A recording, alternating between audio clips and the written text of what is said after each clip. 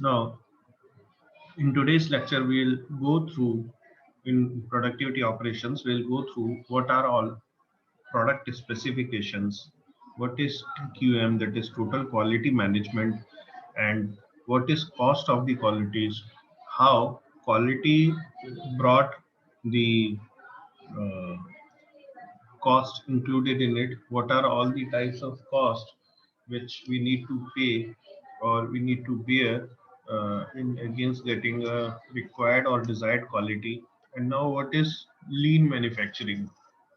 So these many topics will cover in our lecture by today.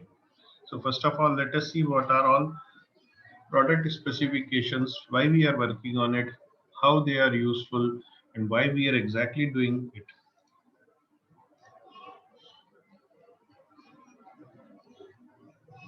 Now the product specification is required. Uh, Basically, product specifications is required. It's a strategic part and it's a complete process to bring it down all the specifications, which includes all the aspects and features that is present in the product. And it is a kind of a document which contain the requirements. uh, when we have manufactured the products, we had certain aim to complete. Pardon, actually I had the little ulcer in my tongue, chala hai, so maybe the voice must not be much clear, but if it is like that, please ask me whatever I said if you are unable to listen properly. I'm trying my best. So it's a document that contains the requirement that are aimed to be in the product. ये बहुत simple सी चीज़ है, जैसे हम एक 5 रुपए वाला packet भी खाते हैं वेफर्स का, या अलग अलग तरीके के पैकेट्स आते हैं कुरकुरे की, ये वो, या कोई भी हम प्रोडक्ट खरीदते हैं। बहुत इजी है क्या कहते हैं, खाने की चीज़ को कंपेयर करना। हम नॉर्मली देखते हैं उसके पीछे स्पेशली ऐसी चीज जो सिंगल चीज से न बनी हो, जैसे चावल, तो उसमें क्या कंटेंट रहेगा, चावल ही रहेगा, उसका फीचर क्या रहेगा, तो बहुत बड़े फीचर्स नहीं है। लेकिन we go through the wafer और एनी काइंड ऑफ मिक्सचर और एनी काइंड ऑफ नमकीन, या कुछ ऐसी चीज जो दो तीन चीजों से मिलके बनी हो, तो उसके पीछे आपको स्पेसिफिकेशंस मिलते हैं। कौन सा ऑयल यूज हुआ, कौन सा सॉल्ट यूज हुआ, कौन सा बेसन यूज हुआ, कि गेहूं का आटा यूज हुआ, कि चावल का आटा यूज हुआ, किस तरह का ऑयल में इसको कुक किया गया है, किस तरह की कितने दिन ये चीज टिक सकती है, और ऐसी बहुत सारी इंग्रेडिएंट। अच्छा, then calorie chart is also given, because whatever contents that product is carrying, तो उनके फिर कैलोरी चार्ट्स भी होते हैं। So this is kind of product specifications कि इसमें क्या क्या है और उसके एस्पेक्ट्स क्या हैं, उसके फीचर्स क्या हैं, how it is going to be helpful. तो ये एक प्रॉपर डॉक्यूमेंट होता है which is called product specifications, which comes with the product itself, and it is very much required. So as I told you, it is a process of listing down these things, so it is there. We have seen this in a regular product of even 5 rupees, that is there with us. Now when we are manufacturing a product and delivering on a particular information, the actual work starts to be, we need to present the actual work theoretically. when we create uh, when we create the product, considering about the competitors available in the current market, or the future, how future market wants to turn up, that we need to judge. And when we create that product, it is very much required to put on the specifications of the product before starting to produce it. So these are all the basic things which are very much required on any product. Another is another is what is the importance of this, why we are doing this. Already we have discussed about the importance, but Let us again see what is the importance. It is actually the concept.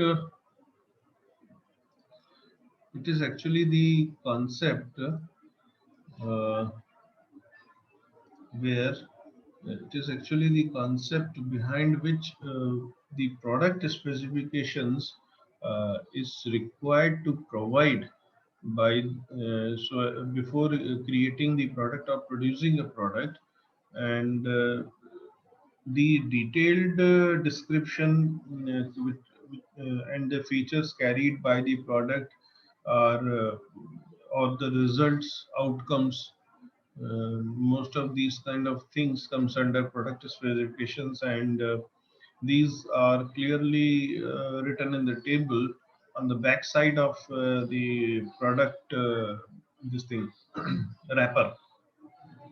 Now if we see adequately defined product specifications being prepared, and it is sufficient to give the, uh, sufficient to give the specifications as per the business needs, not more than this. The knowledge about target customers or users and the financial limits also, okay, that should be known before doing this. So if that team who is doing this product specification work, they must be knowing all the factors on which they have to work, because they have to address the chunk or group of customers.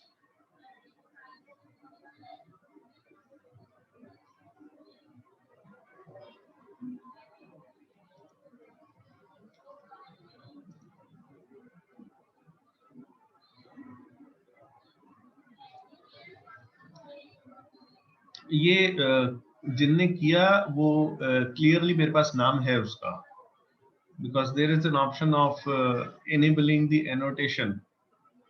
So who has done it with roll number and name? He's with me. Okay. So better don't try to do this. It is not forceful to you to attend the class. If you even want to attend, then sit silently, listen properly. If you have any doubt, you can ask me any point of time, but don't try to be over smart. Okay. This system is having all the tools available with us.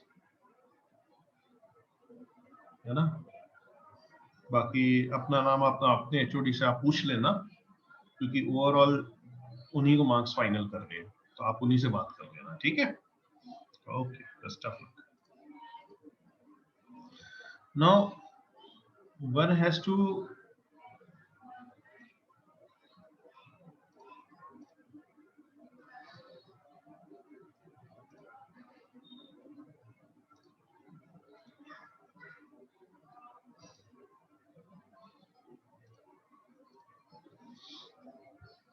because that team, as I told you, that team has to have has to have that team has to have the complete knowledge about the factors and factors on which they have to work, and about the market knowledge, then the customers available, then the task of designing appropriate solutions becomes easy and smooth again. Now this well versed product specifications will give the exact picture in a transparent mode, which will give clarity to the team on creating the product, what we are going to prepare, and also it, since it is transparent, it will give exact picture to the customer also through that that product specification, that what inside wrapper or inside the packaging, what it carries exactly. Okay, so this was about product specification.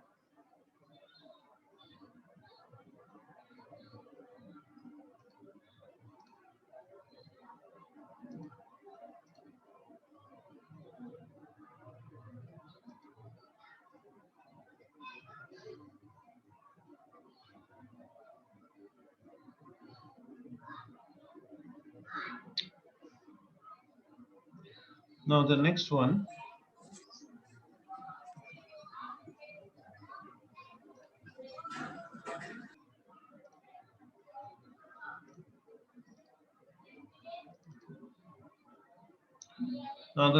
is TQM, which is called Total Quality Management. Now, this Total Quality Management is a structured approach which overall organizational team of management needs to work upon. Now, it's a what is Total Quality Management? जैसा कि नाम बता रहा है, where to many tools are there for working on the quality. So this is one of it.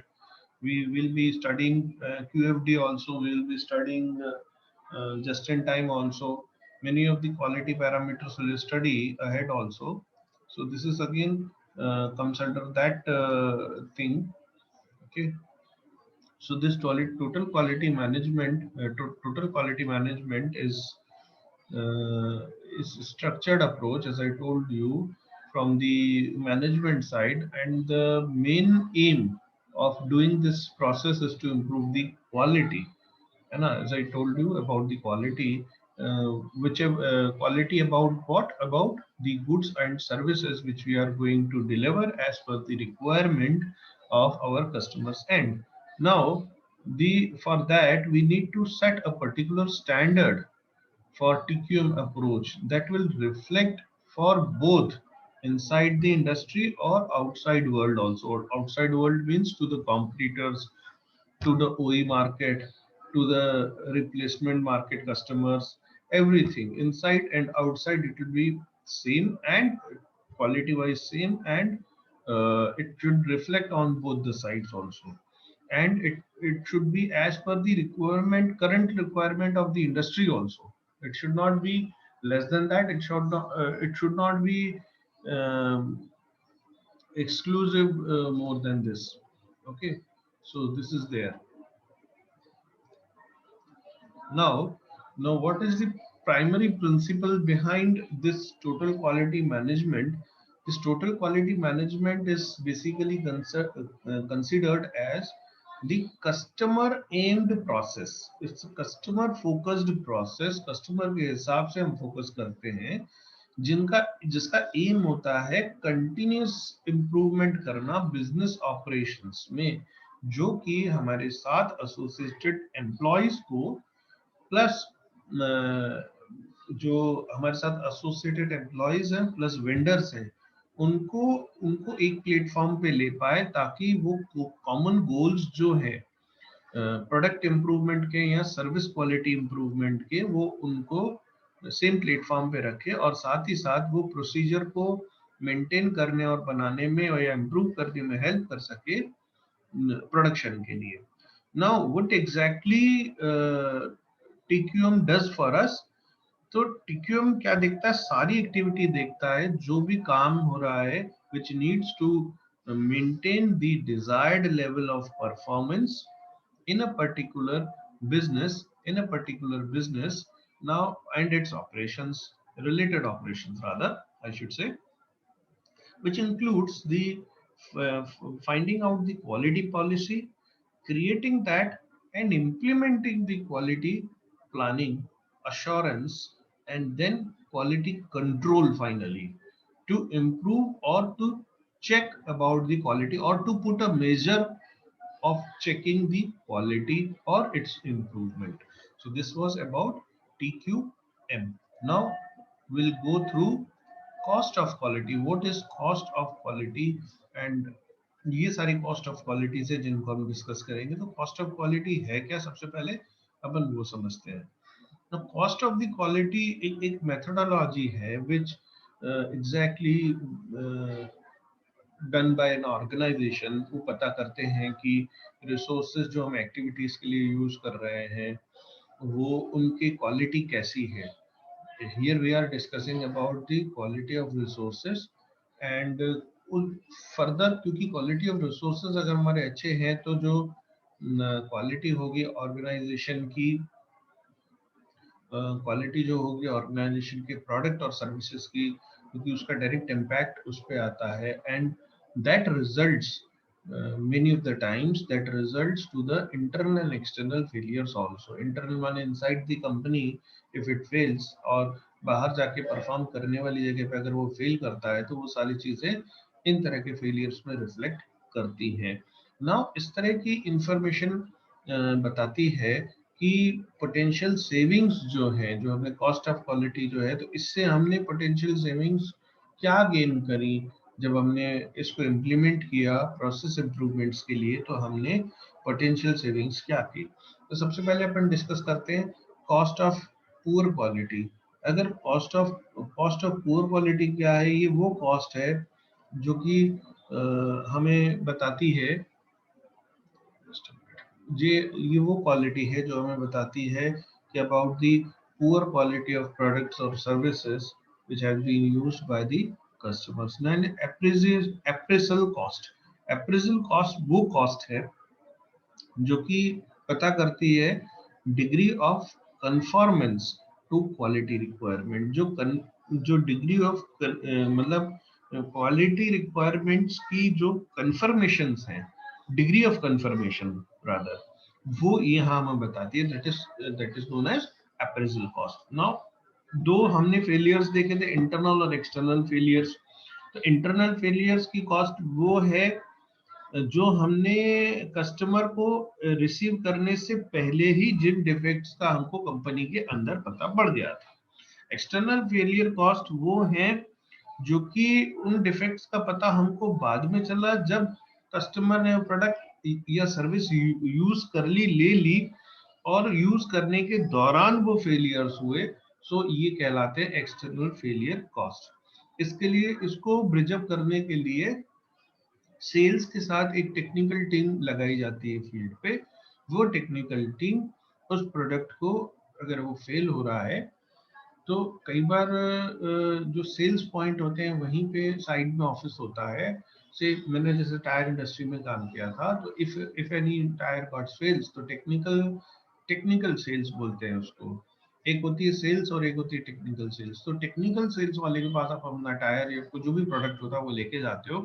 वो analyse करता है as per the protocols given by the company कि अगर इस तरह के फेलियर्स हैं तो कंपनी को हम या रिपेयर, फ्री रिपेयर सर्विस या फ्री रिप्लेसमेंट सर्विस जो भी हम दे सकते हैं, या नया टायर उसकी जगह रिप्लेस या नया प्रोडक्ट उसकी जगह रिप्लेस करके दे सकते हैं। कुछ 10% काट के, 20% काट के, या ऑलमोस्ट फ्री ऑफ कॉस्ट दे सकते हैं। That is the particular guidelines और protocols available with the technical sales person. तो वो टेक्निकली उस प्रोडक्ट को जज करता है किस तरह का फेलियर आ रहा है, और उस तरह की डीलिंग कस्टमर के साथ होती है। Then comes the prevention cost. Prevention cost वो है नॉर्मली प्रिवेंट करने के लिए या क्वालिटी प्रॉब्लम्स को अवॉइड करने के लिए हम जो कॉस्ट लगाते हैं, चाहे वो डिजाइन स्टेज की हो, चाहे इम्प्लीमेंटेशन स्टेज की हो, चाहे फर्दर मेंटेनेंस स्टेज की हो, तो उसको हमने चाहे पहले प्लान कर लिया हो या बाद में प्लान किया हो, तो ये डिपेंड करता है कि किस तरह की प्रिवेंशन कॉस्ट के लिए हम जा रहे हैं। नाउ ये कॉस्ट जो है, ये एक परफेक्ट मेजर है क्वालिटी एफर्ट का कि हमने क्वालिटी में कितने एफर्ट डाले in terms of cost. on the best this is the best way of analyzing cost of quality, because इस तरह के एनालिसिस में हमको एक मेथड मिलता है of assessing the effectiveness of the quality done by या provided by the management of that company, and particular एक एरिया हम फाइंड कर सकते हैं कि कौन से एरिया में प्रॉब्लम्स आ रही हैं, या अपॉर्चुनिटीज आ रही हैं, या सेविंग्स हो रही हैं, या किन एक्शंस को हमने प्रायोरिटाइज किया है। ये सारी चीजें हम यहाँ पे फाइंड आउट कर पा रहे हैं या कर पाएंगे। Okay, then comes the lean manufacturing. What is lean manufacturing? Lean manufacturing में सिंपल लीन, जो सिंपली लीन कहूँ या लीन मैन्युफैक्चरिंग कहूँ, एक सिस्टमैटिक मेथड है which is design to minimise the waste in the manufacturing. See ये सारी चीजें जो अभी हम पढ़ रहे हैं, दो तीन मेन पैरामीटर्स होते हैं। एक, हमारे जो रिसोर्सेस हों वो परफेक्ट हो। दूसरा, उनसे जो हमको क्वालिटी मिल रही हो वो परफेक्ट हो। तीसरा, जो क्वालिटी के स्टैंडर्ड्स हों वो कैसे हों। क्वालिटी हम अभी आगे जाके पढ़ेंगे सिक्स सिग्मा, तो one sigma, two sigma, three sigma, six sigma, ये क्वालिटी के स्टैंडर्ड हैं। ये अब ये क्या है, तो ये जो होते हैं वो प्रोडक्ट स्पेसिफिकेशंस होते हैं, प्रोडक्ट के स्पेसिफिक होते हैं। प्रोडक्ट के स्पेसिफिक इसलिए होते हैं कि उसमें फेलियर के चांस कितने ज्यादा हैं। जैसे मैं आपको एक एग्जांपल दूं, अगर पैसेंजर कार टायर की बात करूं मैं, तो उसका फेलियर जो होता है, उसके फेलियर से कोई बहुत बड़ा मेजर एक्सीडेंट नहीं हो सकता, तो वहाँ हम वन सिग्मा टू सिग्मा तक चला पाएंगे। लेकिन अगर एरोप्लेन का टायर है, किसी एयरक्राफ्ट का टायर है, और the vehicle who is running at very high speed, 300 400 500 kilometre per hour की स्पीड से रन करेगा, देन ह्यूमन लाइफ में रिस्क ज्यादा होती है। तो वहां पे हम सिक्स सिग्मा लगाते हैं। माने जैसे हम इंस्पेक्शन के टाइम पे टेस्टिंग करते हैं क्वालिटी की, तो normally what we use to do, we use to do sampling. एक 100 का बंडल पड़ा हुआ, उसमें से कोई दो उठा लिए, कोई तीन उठा लिए, उनको सैंपल करके देखा, उनके रिजल्ट्स जो है उस हिसाब से पूरे के पूरे लॉट को असाइन कर दिया, वेदर कि एफजीएस के लिए जाएगा या रिपेयर के लिए जाएगा या स्क्रैप होगा। लेकिन जब हम इस तरह के प्रोडक्ट की बात करते हैं which really cost human life, जैसे एयरक्राफ्ट के टायर्स हैं, क्योंकि एयरक्राफ्ट के टायर्स को एटमॉस्फेयर के फ्रिक्शन से, सडन सरफेस फ्रिक्शन पे आना होता है एट वेरी हाई स्पीड। तो फ्रिक्शन इतना ज्यादा होता है उस फ्लाइट पट्टी पे कि एक तो सडन वर्टिकल लोड लगता है, that that also it's not like कि परपेंडिकुलर है या अलोंग द हॉरिजॉन्टल ग्राउंड है, वो एक एंगल पे लोड आता है। प्लस रोटेशनल स्पीड जो मिलती है और फ्रिक्शन होता है, ऐसे बहुत सारे पैरामीटर्स हैं which may cause harm to the human life involved or the passengers sitting in the aircraft। तो वहां उस एक एक टायर को क्वालिटी टेस्ट से गुजारना ही पड़ता है। वहां 100% assurance is required because it may cause otherwise a big problem to everyone। ठीक है, तो वो डिपेंड करता है कि कहाँ कौन से प्रोडक्ट में कौन सा सिग्मा लगाना है। तो क्वालिटी प्रोडक्ट की, क्वालिटी इंस्पेक्शन की, क्वालिटी रिसोर्सेज की, क्वालिटी रिसोर्सेज डेवलपमेंट की, क्वालिटी रिसोर्सेज के डिप्लॉयमेंट की, इन अलग अलग पैरामीटर्स पे या अलग अलग टॉपिक वो करते हैं, डिस्कस करते हैं।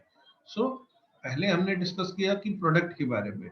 अभी जो लीन मैन्युफैक्चरिंग है, ये वेस्ट को रिड्यूस कर रहा है, क्योंकि वेस्ट भी अगर अधिक है तो इट आल्सो कॉस्ट अस, है ना।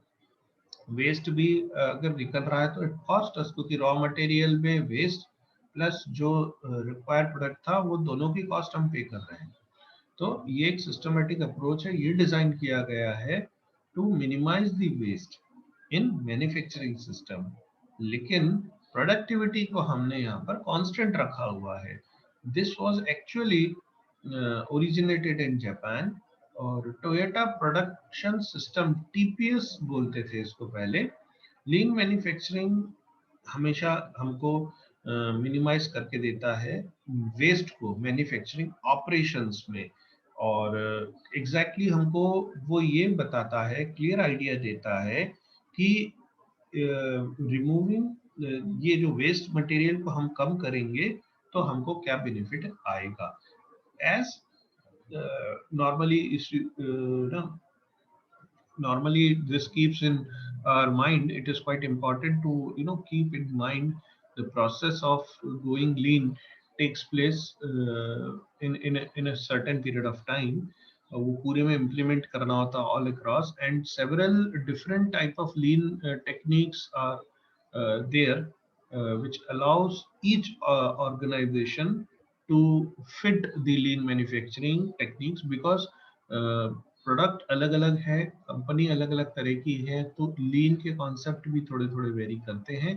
तो किस तरह की लीन मैन्युफैक्चरिंग टेक्निक्स कहाँ फिट होंगी ये देखना जरूरी होता है while implementing the same lean technique. ठीक है, its own distinct production process अलग अलग है सभी की। सो हम लोग 8 तरह की वेस्ट लीन मैन्युफैक्चरिंग तरीके समझेंगे, एंड जिसमें से 5 तो मोस्ट कॉमन है, टूल्स एंड टेक्निक्स जो कॉमनली इम्प्लीमेंट होती है। तो ये जो 8 तरीके की है वो है, इसमें 8 तरीके के वेस्टेजेस हैं, वो है एक तो defects,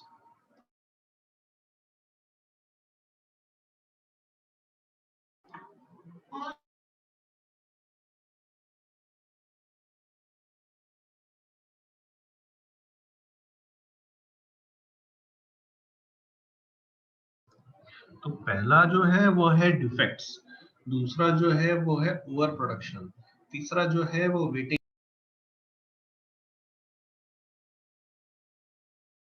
okay, let us come again. तो हम 8 टाइप्स के वेस्ट डिस्कस कर रहे थे। वो पहला था डिफेक्ट्स, ओवर, दूसरा ओवर प्रोडक्शन, तीसरा वेटिंग, चौथा नॉन यूटिलाइज टैलेंट, कई बार ये भी होता है, देन पांचवा है ट्रांसपोर्टेशन, छठा है इन्वेंट्री, सातवां है मोशन, और आठवां है एक्स्ट्रा प्रोसेस। सो ये काफी सारी ये 8 चीजें हैं जो अलग अलग इम्पैक्ट करती हैं। अब सबसे पहले हम देख लेते हैं डिफेक्ट्स। डिफेक्ट्स में किस तरह की प्रॉब्लम्स आती हैं।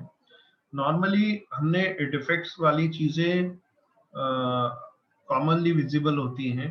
कई डिफेक्ट्स ऐसे होते हैं जो फिजिकली विजिबल होते हैं, कई डिफेक्ट्स ऐसे होते हैं जो फिजिकली विजिबल नहीं हो पाते।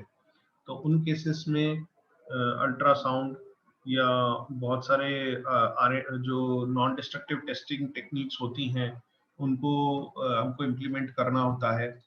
अनदर थिंग इज डिफेक्ट्स जो हैं कई बार स्क्रैप प्रोडक्ट या अननेसेसरी स्क्रैप का भी कारण बनते हैं।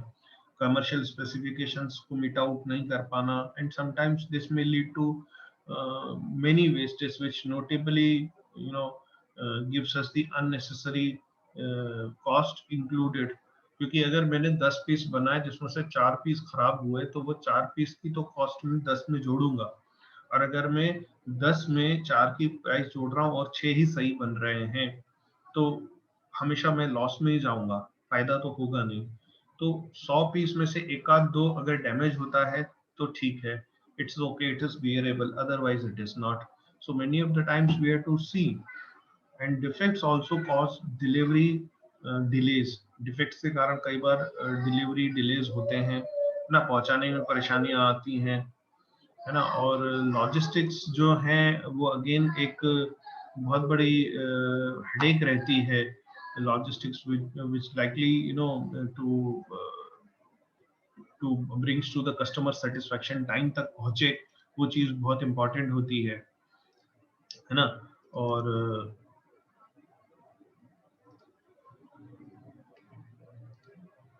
ओके, और दूसरा क्या रहता है कि it is also going to cost the money. अगर हम उन डिफेक्ट्स पे रिवर्क करें तो टाइम भी लगता है, मैन पावर भी लगता है, रिसोर्स में माने मशीनरी रिसोर्सेज भी लगते हैं। देन अगेन कुछ फिलर्स या ऐसा मटेरियल भी लगेगा to fix out the defects, जिसके कारण ये सारी चीजें एक्स्ट्रा लगती हैं। फाइलिंग पेपर वर्क है, फिक्सेशन इश्यूज है, और हो सकता है एक के बस की ना हो, 2-3 तरह के डिपार्टमेंट के लोगों को बुला के वो करवाना पड़े। सो एक भी डिफेक्ट हमारे लिए बहुत बड़ी मुसीबत है। Again that depends upon the size of the product. अगर वो 5 रुपए का या 2 रुपए का प्रोडक्ट है तो it doesn't carry much cost in it, but अगर वो प्रोडक्ट बड़ा है which need to be fixed otherwise it will be of great loss, तो वो करना पड़ता है। Then comes the over production. Companies हमेशा एक्स्ट्रा प्रोड्यूस करके रखना पसंद करती हैं जितनी रिक्वायरमेंट है, because as I told you customer, दो तरह के मार्केट नॉर्मली डील करते हैं। एक रिप्लेसमेंट मार्केट होता है, एक ओरिजिनल इक्विपमेंट मार्केट होता है। तो ओरिजिनल इक्विपमेंट मैन्युफैक्चरर को तो वो अपनी क्वांटिटी बताते हैं, बट रिप्लेसमेंट मार्केट की जो क्वांटिटी है वो हमको हमारी सेल्स टीम और टेक्निकल सेल्स टीम से जज करनी पड़ती है, और जितना भी होता है हमको उससे ओवर प्रोडक्शन करके ही रखना पड़ता है। ये बिल्कुल सिंपल है। अगर मेरे घर में 4 मेंबर हैं और एक टाइम पे 12-15 रोटियां बनती हैं, तो माँ या घर में जो भी होंगे रोटी बनाने वाले, वो कम से कम 3-4 रोटियां या थोड़ा सा सब्जी एक्स्ट्रा बनेगी ही बनेगी। तो ये बिल्कुल वैसा ही होता है। लेकिन ओवर प्रोडक्शन में हमारी जो एक्सेस इन्वेंट्री है, वो उसके लिए हमको एक्स्ट्रा स्टोरेज एक्सपेंसेस पे करने हैं। एक्स्ट्रा इन्वेंट्री यूटिलाइज हुई है तो स्पेस को पे किया, लोगों को पे किया, इक्विपमेंट को पे किया। ये सारी चीजें उसमें एक्सेस प्रोडक्शन में इन्वॉल्व होती हैं, where we can not see these expenses in our kitchen. But if you go for this thing manufacturing sector, तो आपने जो भी एक्सेस बनाया तो वो ऐसा तो नहीं होगा कि 100 पीस मंगाने तो 2 एक्स्ट्रा मंगा लिए आपने, या 1000 पीस मंगाने तो 4 एक्स्ट्रा मंगा लिए। ये पॉसिबल नहीं है। वो आएगा तो सीधे सीधे लॉट में ही आएगा। लॉट में आएगा माने it carries cost, it carries transportation, it carries space, it needs manpower handling, it needs resources to be handled, machinery जो इसको हैंडलिंग करेगी। तो बहुत सारे कॉस्ट उसमें इन्वॉल्व है। तो ओवर प्रोडक्शन को भी हमको बहुत सोच के लेना होता है। Okay, then comes the waiting. Waiting basically waiting basically again एक प्रॉब्लम है। Waiting is by product of wastage.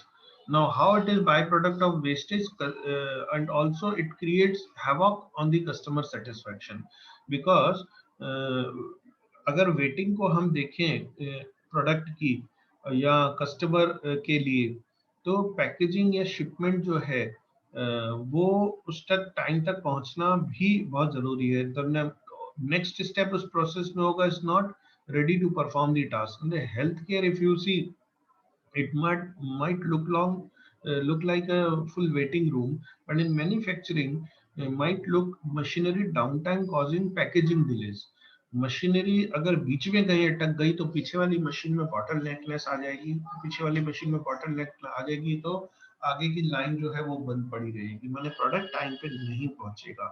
तो चाहे वो शुरू में हो चाहे आखिरी में हो, ये डाउन टाइम बढ़ेगा। डाउन टाइम बढ़ेगा माने जो हमको एग्जैक्ट डिलीवरेंस देना था टाइम पे, वो कस्टमर पे नहीं पहुंच पाएगा। That's why this waiting is quite important from the customer point of view, क्योंकि रिसीवर एंड की डिले है, वो जाके डिले अल्टीमेट वहां जमा होती है। Now next is non utilized talent. तो समटाइम हम लोग ओवरलुक करते हैं वेस्ट को, not using your employees to their full potential, उनके टैलेंट को, उनके स्किल्स को। that may affect the that gives you the big effect on the company's bottom line, like poor teamwork, minimal training, bad communication, unnecessary के paper work, administration task कराना। ये normally अच्छे talents को का utilisation proper न होना या waste of talent भी कहला सकता है। ठीक है, now comes the transportation. Again product बन गया या प्रोडक्ट बन गया तो गुड्स का जो मूवमेंट है एक जगह से दूसरी जगह से, दैट इज अगेन इम्पॉर्टेंट। तो मैन्युफैक्चरिंग में क्या होता है, this might mean performance of different task in different locations. जैसे एक एग्जांपल ले लेते हैं कि producing product parts, we are producing some parts in China and shipping them to America for